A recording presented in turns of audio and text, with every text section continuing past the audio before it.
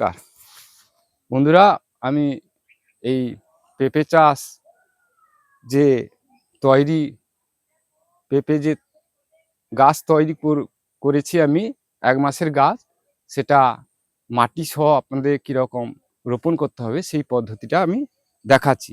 প্রথমত আপনারা চুন হালকা হলেও আপনার দেবেন।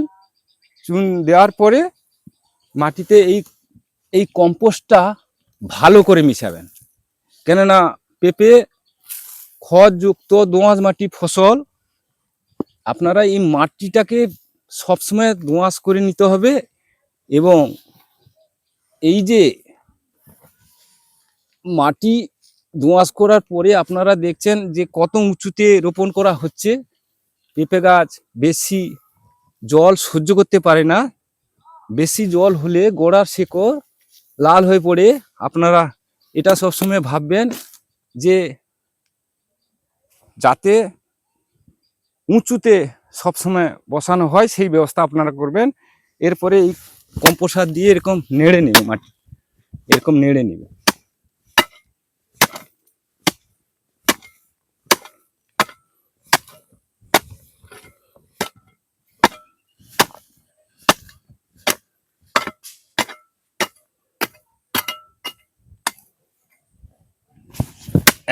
এবারই এই যে মাটিটা আমি গর্ত করলাম, এটা কিন্তু বেশি গর্ত করা যাবে না। পেঁপে কিন্তু খুব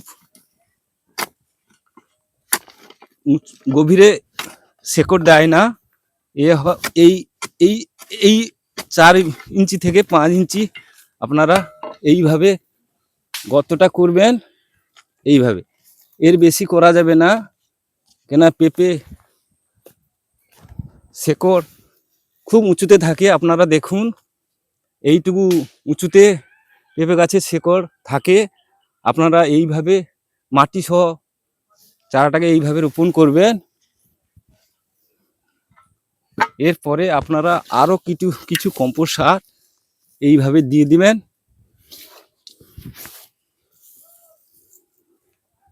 দেওয়ার পরে এই মাটিটাকে এইভাবে আপনারা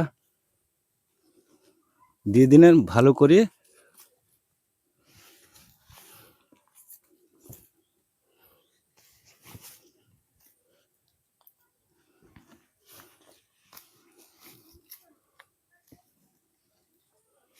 হ্যাঁ, এরকম দিয়ে দিলেন। এরপরে এই যে নিমটা, এই যে নিম সারটা আপনারা 100 গ্রাম নিম সার এরকম দিয়ে দিবেন।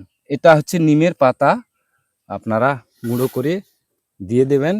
কেননা নিম খোল আনতে ধরো পয়সা নেই, তখন আপনারা কি করবেন, নিম পাতাকে শুকনো করে গুঁড়ো করে এটাকে মিশিয়ে নেবেন এর সঙ্গে।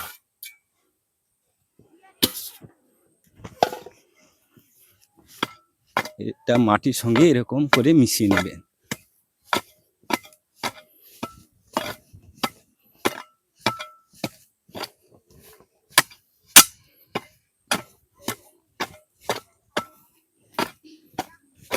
এই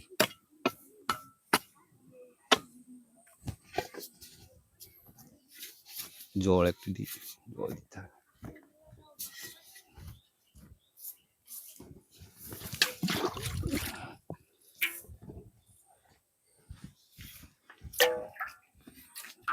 এইভাবে জলটা আপনারা দিবেন।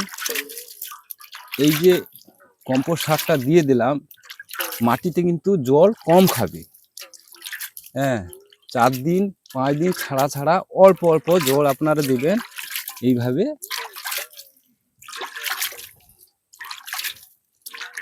দিয়ে এইভাবে করবেন।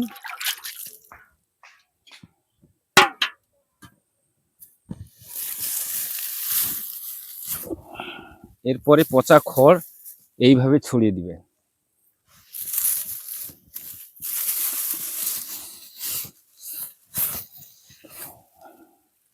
যাতে মাটিটা না জাব হয়ে যায়, এই রকম আপনারা করবেন। বেশি করে পচা খড়টা উপরে চাপে রাখবেন।